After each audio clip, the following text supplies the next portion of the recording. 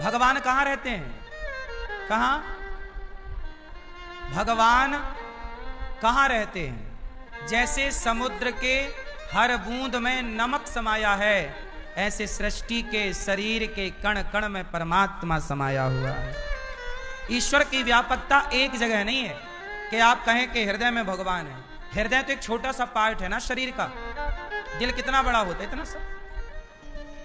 बाकी शरीर नख से लेकर के सिर तक, नख सिख, शरीर के प्रत्येक कण में, ब्रह्मांड के प्रत्येक कण में ईश्वर की व्यापकता उतनी ही है। जैसे भारत के तरफ समुद्र है और अमेरिका की तरफ समुद्र है, तो भारत के तरफ के समुद्र का पानी पी लो या अमेरिका के तरफ के समुद्र का पानी पी लो, दोनों का स्वाद खारा है। ऐसा नहीं कि यहां नमक ज्यादा है तो वहां नमक कम है, या वहां नमक ज्यादा है तो यहां कम, ऐसा नहीं। नमक की व्यापकता समान है। बोलो हाँ। उसी तरह आपके भीतर, मेरे भीतर, चिड़िया के भीतर, पशु के भीतर, पक्षी के भीतर ईश्वर की व्यापकता समान है। भगवान सब जगह समान रूप से पाए जाते हैं। इसलिए परमात्मा को एक जगह नहीं, सब जगह देखना चाहिए।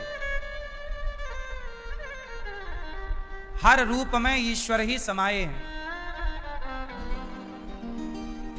यहां तक कि मृत्यु भी ईश्वर का रूप है। मृत्यु भी किसका रूप है? ईश्वर का। और जीवन भी ईश्वर का रूप है।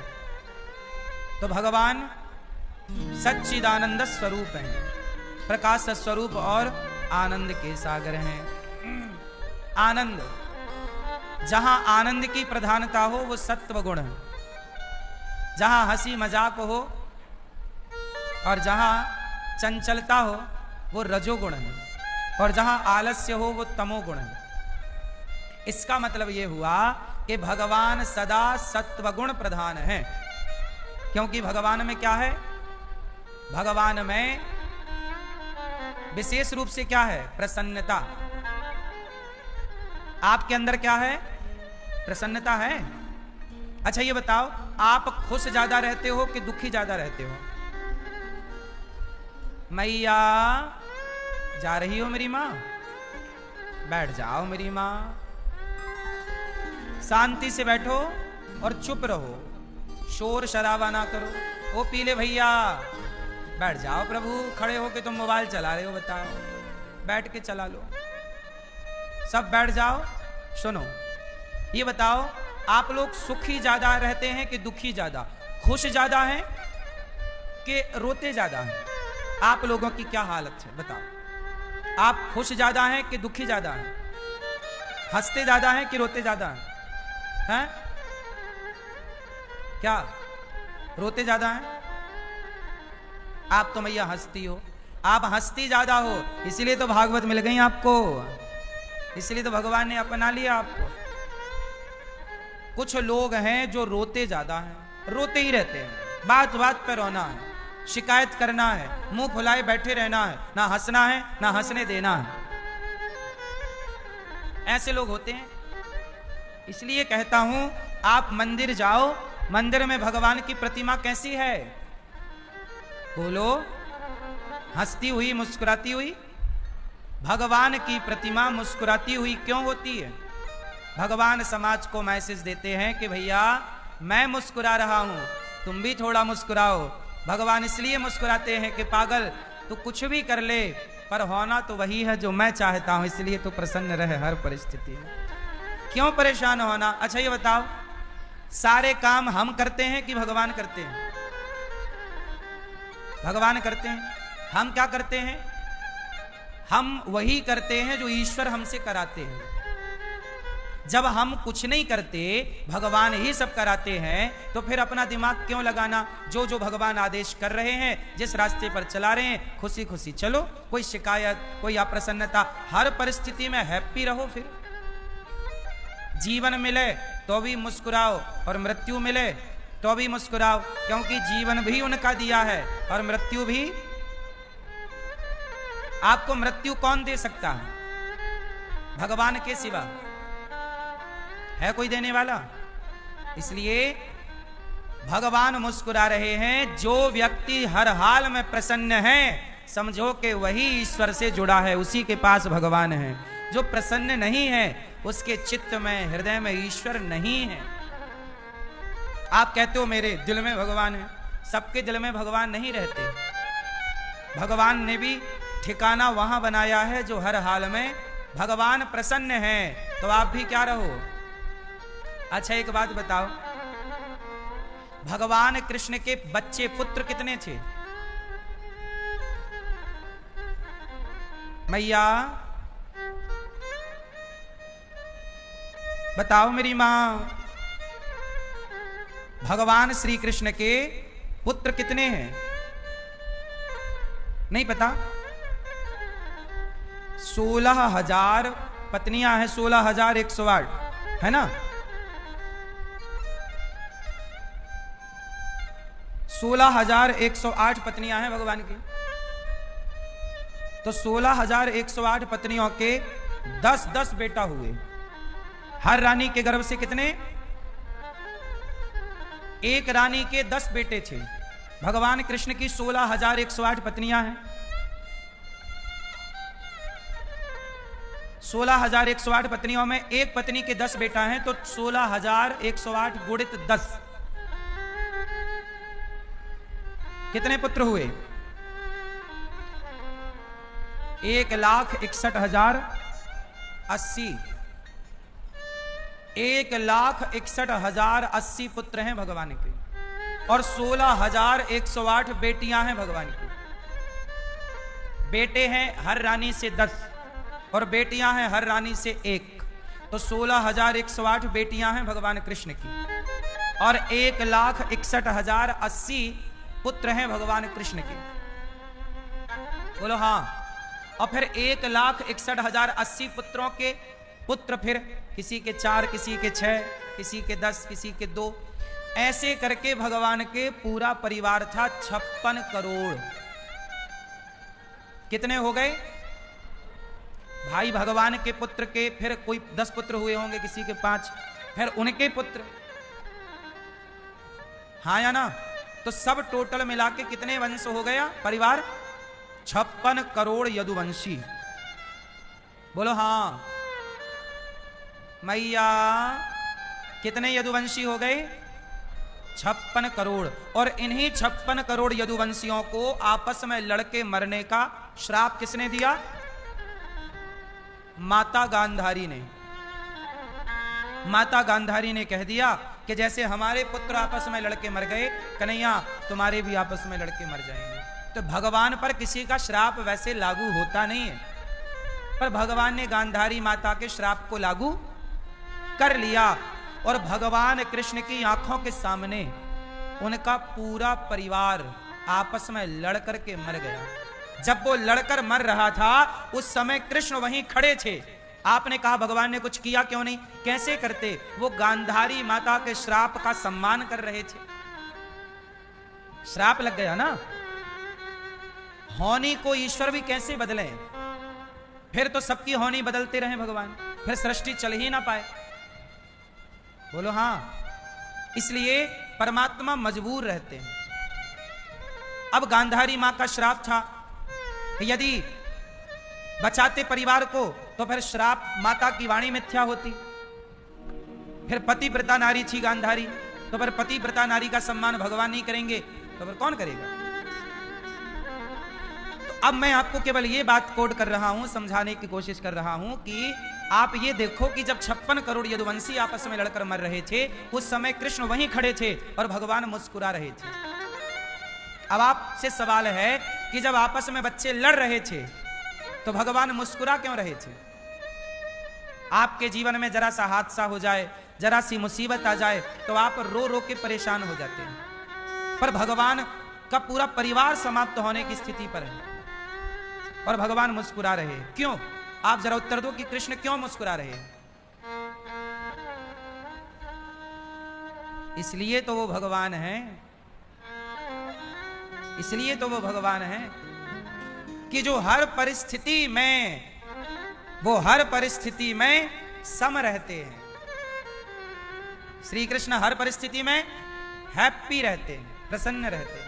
और आप लोग हर घंटे बदलते हो, आपका मूड, आपके विचार हर घंटे बदलता है, हाँ या ना? और भगवान हर समय एक प्रसन्न मुद्रा में रहते हैं, चाहे परिस्थिति सामने कैसी भी हो, सिचुएशन कैसी भी हो। भगवान ने जीकर बताया दुनिया को कि जीवन भैया ऐसे जिया जाता है, देखो हर परिस्थिति में खुश रहो। भगवान मुस्कुरा क्यों रहे थे? क्योंकि भगवान ये जानते थे कि ये जो हो रहा है ये होना तय था, ये जो हो रहा है ये होना तय है। भगवान के बच्चे आपस में लड़के मर रहे। अब सोचिए 56 करोड़ लाशें बिछी हैं, केवल एक बचा था। भगवान कृष्ण के पुत्र हैं प्रद्युम्न, प्रद्युम्न के पुत्र हैं अनिरुद्ध, अनिरुद्ध का बेटा है वज्रनाभ। केवल वज्रनाभ बचा था, बाकी 56 करोड़ यदुवंशी में सारे आपस में लड़के समाप्त हो गए, लाशें ही लाशें थी, चारों ओर केवल मुर्दे ही मुर्दे थे। मंजर क्या रहा होगा जहां 56 करोड़ लाश पड़ी होंगी, और वहां अकेले देखने वाले केवल कृष्ण थे। अपने ही संतानों की लाश कैसे देखा होगा कृष्ण ने, लेकिन वो उस हाल में भी हैप्पी हैं, क्योंकि वो समाज को बता रहे हैं कि देखो परिस्थितियां तो मेरे जीवन की भी विपरीत हैं। जब मैं अपना धैर्य नहीं छोड़ता तो तुम भी अपना धैर्य मत छोड़ो। और ये जो हो रहा है ये समझो कि ये विधि का विधान है, ना इसे आप कर रहे हैं ना इसे हम कर रहे हैं। आपका विवाह हो रहा है, आपके घर में बच्चा पैदा हो रहा है, आपके घर में दादा दादी मर रहे हैं, ये सारा विधान आप कुछ भी नहीं कर रहे हैं, ये पूरा फिक्स है। आप केवल एक्टिंग कर रहे हैं। जैसे मूवी बनती है तो मूवी में एक्टर क्या करता है? एक्टिंग करता है, मोहरा है मोहरा, एक्टिंग कर। आप क्या कर सकते? एक्टिंग कर रहे हैं, आप एक्टिंग कर रहे हैं कि ये बेटा मेरा है, आप एक्टिंग कर रहे हैं इस महिला के पति होने की। जैसे मूवियों में एक किरदार निभाया जाता है, एक एक्टर एक एक्ट्रेस होती है, वो दोनों पति पत्नी का रोल करते हैं, जबकि वो रियल जिंदगी में पति पत्नी नहीं होते, पर मूवी में ऐसा लगता है कि यार ये पत्नी है इसकी, उसका वो बच्चा नहीं होता पर वैसा लगता है कि इसी का बच्चा है। वो हंसते हैं तो आप भी हंसते हैं, मूवी देखने वाला। वो रोने लग जाए एक्टर, ऐसी सिचुएशन क्रिएट हो जाए तो आप भी रोने लग जाते हैं मूवियां देखकर, जबकि जो मूवी पे आप देख रहे हैं वो कुछ भी सत्य नहीं है। बोलो हाँ। जो सीरियल में देख रहे हैं वो सत्य नहीं है, पर वो सत्य जैसा लग रहा है। बोलो हाँ कि ना? बात सही है। उसी तरह हम और आप भी एक्टिंग कर रहे हैं। कितने साल करोगे आप? जितने साल जीवन मिलेगा, 25 साल 50 साल 100 साल एक्टिंग करो, और फिर एक दिन आप लोगों को मरने की भी एक्टिंग करनी पड़ेगी और रियल करनी पड़ेगी, जाके चिता पे सही में लेटना पड़ेगा। फिर एक बेटा आएगा, वो एक्टिंग करेगा आपको आग लगाने की, फिर जलने की, वो एक्टिंग सब चलेगी। वो सब एक्टिंग है, वो केवल एक अभिनय है। सच्चाई तो ये है कि हम चिता तक नहीं जाते, हमें विधि का विधान चिता तक ले जाता है। हम किसी से ब्याह करने नहीं जाते, विधि का विधान हमें उस महिला तक ले गया और उससे ब्याह करा दिया। विधि का विधान ने हमें एक पुत्र दे दिया, पुत्री दे दी, फला बेटा दे दिया, और हम उसे गोद में खिला रहे हैं, बोल रहे हैं ये हमारा बेटा है। कितनी बढ़िया एक्टिंग कराते हैं ना ईश्वर, और हम लोग करते हैं क्यों? बात सही है कि गलत है? सच्चाई ये है कि ये जो भी आप देख रहे हैं ये केवल एक पिक्चर है, एक मूवी है। इसी को कहा भोलेनाथ ने, भगवान शिव ने, उमा कहूं मैं अनुभव अपना, सत हरि भजन जगत सब सपना। ये सांसारिक सपना है। क्या है? सपना। अभी जो प्लेन हादसा हुआ जो भारत से लंदन जा रहे थे, कितने सपने संजो कर जा रहे थे। सबके तो सपने थे ना, पर वो सपने सपने ही रह गए। ऐसे ही है हमारा और आपका भी हाल। जरूरी नहीं है कि हमने जो सपने देखे हैं वो सच होंगे। इसलिए कहता हूं, सपने देखो ही मत। जो हो रहा है ईश्वर की मर्जी मानो और करो काम। कर्म, तू कर्म कर। गीता में भगवान ने यही तो कहा, तू कर्म कर अर्जुन। जैसे अनिरुद्धाचार्य काम करता है, वृद्ध माओं की सेवा हो रही है, अखंड रसोई चल रही है, सब कुछ गौरी गोपाल में हो रहा है, पर मैं ये नहीं मानता कि मैं करता हूं। मैं ये मानता हूं कि ये विधि का विधान है, ये सब होना था तो विधाता ने ये शरीर से कराया। ये सब होना था तो ईश्वर ने इस शरीर से ऐसा करवाया। आपसे भागवत करवाई, यहां आना था, भगवान ने आपको बुलवाया। आप भी उस ईश्वर के किरदार के हिस्सा हैं। ईश्वर का वह पार्ट आप भी तो पूरा कर रहे हैं, निभा रहे हैं। आप यहां बैठे हैं तो आप अपनी मर्जी से नहीं बैठे, आप यहां भी भगवान की इच्छा से बैठे हैं कि जाओ आज की कथा सुन के आओ, जाओ। आप यहां आए, 10 रुपए का दान दिया तो आपने नहीं दिया, आपको भगवान ने प्रेरणा दी कि जाओ गौरी गोपाल में ये सब कार्य चल रहा, बेसहारा माओ की सेवा, अखंड अनुच, जाओ तुम भी थोड़ा दान, 10 रुपए, 100 रुपए, 1000 रुपए, 10 जो आपकी स्वेच्छा करके आओ। ये प्रेरणा किसने दी? मतलब कोई है जो आपके भीतर घुस के सारा कार्य करा रहा है। मतलब ये संसार ईश्वर चला रहे हैं। इसलिए हर परिस्थिति में प्रसन्न, जीवन में प्रसन्नता हो, मृत्यु में प्रसन्नता हो, शोक कहीं ना हो। क्या कहीं ना हो? क्या कहीं ना हो? शोक, दुख ना हो। कितनी बढ़िया बात है। कोई चाहे तो कभी दुखी हो ही ना, कोई चाह ले तो कभी दुखी हो ही नहीं सकता। जो ये मान लेता है कि सब परमात्मा कर रहे हैं, ईश्वर से हो रहा है, वो दुखी क्यों रहेगा? वो हर स्थिति में ये जानेगा कि तो ईश्वर की कृपा है, उनसे सब चल रहा है। अच्छा ये बताओ, जीवन देने वाले कौन हैं? उत्तर, जीवन देने वाले कौन? जोर से। और मृत्यु देने वाला?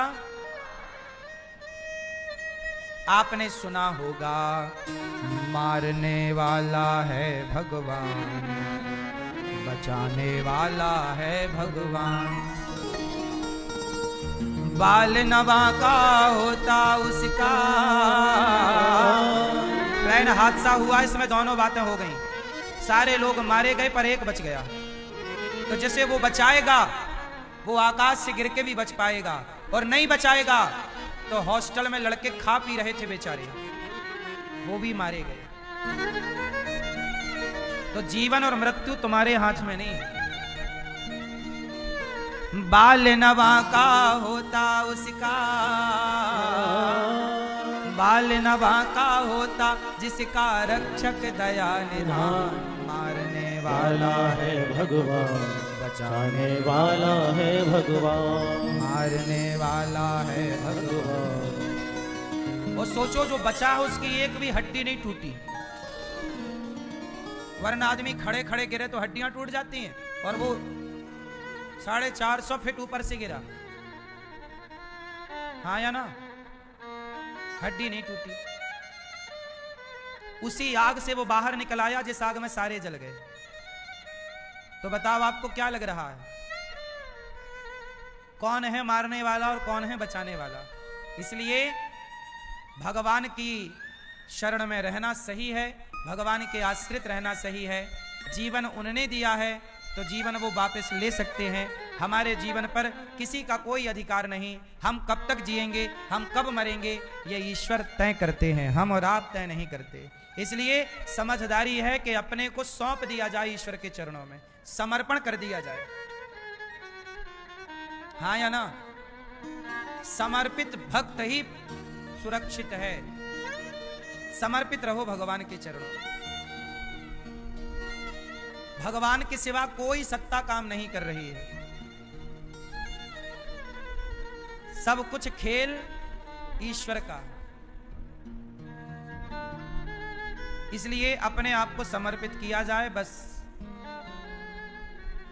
अब आप इन बातों का अर्थ ये मत लगा लेना कि क्या वो प्लेन हादसा ईश्वर ने कराया, नहीं। भगवान किसी को मारते नहीं। उसमें होती है आज के समय पर, जो परसों हमने कथा में बता दिया था कि ये होती है लापरवाही। ये क्या होती है? लापरवाहियां ना हो और हम अच्छे से अपना काम ईमानदारी से करें। बाकी ईश्वर की क्या मर्जी है, हम और आप नहीं जान सकते कि ईश्वर की मर्जी क्या है, वो चाहते क्या है। देखो ना, भगवान श्री कृष्ण ने अर्जुन को बचाया महाभारत में, बोलो हाँ, बोलो हाँ। लेकिन उसी महाभारत में अर्जुन का बेटा मारा गया। क्या नाम था? बोलो, अभिमन्यु। जब भगवान अर्जुन को बचा सकते थे तो अभिमन्यु को भी तो बचा सकते थे। सवाल खड़ा है ना, क्यों मैया? जो भगवान अर्जुन को बचा सकते हैं महाभारत में, पांचों पांडवों को बचा सकते हैं महाभारत में, क्या वो अभिमन्यु को नहीं बचा सकते थे? सगे भांजे हैं भगवान के अभिमन्यु, बहन का भैया, बहन का बेटा है सुभद्रा का। नहीं बचाया, क्यों? भगवान से पूछा किसी ने बाद में कि प्रभु आपने अभिमन्यु को क्यों नहीं बचाया, जबकि भगवान अभिमन्यु को बहुत प्यार करते थे। अभिमन्यु को ये अस्त्र शस्त्र सिखाया भी भगवान कृष्ण ने ही था। अर्जुन ने भी सिखाया था, भगवान ने भी विद्याएं सिखाई थी। कहा भगवान ने कि अभिमन्यु की उम्र केवल 20 वर्ष ही थी। जिस समय अभिमन्यु मारा गया उस समय अभिमन्यु की उम्र क्या थी? लगभग 20 साल। 20 साल का जवान लड़का था। भगवान ने कहा इसकी आयु 20 वर्ष की ही थी, तो जाना पड़ेगा। गए। हर व्यक्ति यदि जीवन लेकर आया है तो आप सब अपनी मृत्यु लेकर भी आए हैं। आपके संग केवल आपका जीवन नहीं चलता, परछाई बनकर आपकी मृत्यु भी आपके संग संग चलती है।